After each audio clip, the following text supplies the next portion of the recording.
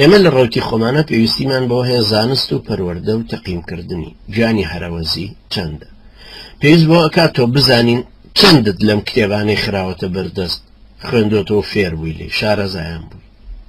تۆ ناچیتە پلەی دووەم ئەگەر 15 کتێبی یەکەمت نەدیبێ و نەخوێندبێت وەلەو 10 ساڵی تریش ڕێکەی لەگەڵمانە وەلەو تۆ بژبی بە مستەشارێک بە ئیدارەی شوێنێک ناوچەیەکیش بێت بڕێ بەڵام تۆ ڕوتبە تەنزیمەکە وەرناگری.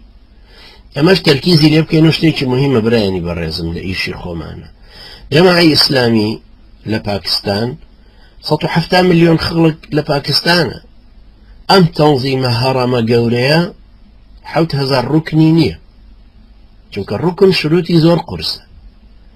تۆ ناکرێت لە مەرحەلەی یەکەم و دووهەمە بەڵێ قورستنە بێ و بەرفراوانە بێ و تاکو خەڵکی لە بێژنگە درێ و دێتە پێشێ و جاسوس کەشفە بێ و ئەوەی بێسەبرە لا ئەچێەوەی دنیاویستە ئەڕوا ئەوەی بۆ شتێکی تر هاتووە سەبری نامێنە لەگەڵمانە ئەوانە ئەڕۆن دوایەوەی کە بە نیەتی پیسیش هاتووە وردەوردە نیەتی پاگکاتوە لە ڕووی شەرعیەوە هەموو کتێبە خوێنێ و شەدەبینێ و چاویەکرێتەوە و ئیترە لە قیامەتی خۆم بۆچی بفرۆشم بە ڕاپۆرتێگەی نووسم بۆ یەکێکی تر چیم لەو کەمترە بکەمە ژەردەستی و ببمە جاسووسی کەوا بوو بوونی لایحەکە ضروریە بۆ شوێنەکان تەحدیدکەین دێمەوە سەر ئەم نوقتەیە دوای.